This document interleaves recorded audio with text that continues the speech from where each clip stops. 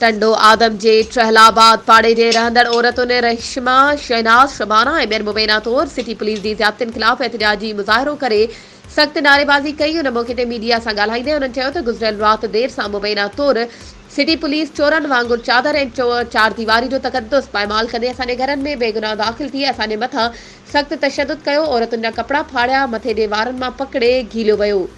ज़बरदस्ती कमरनि जे दरवाज़नि जा कुंडा टोड़िया, अलमारियुनि में पयल सोन ऐं रोक रक़म, मोबाइल, घर जो समूरो क़ीमती सामान खयो। हुननि चयो त 50 खां वधीक पुलिस एहलकार कुझु वर्दी में त कुझु सादनि कपड़नि में बिना सर्च वारंट ऐं बिना लेडीज़ पुलिस जे हुआ, जिन में 2 ॼणनि, हिकु आसिम राजपूत ऐं ॿियो दिलावर ख़ासकेली हुआ, जिन खे असां सुञातो।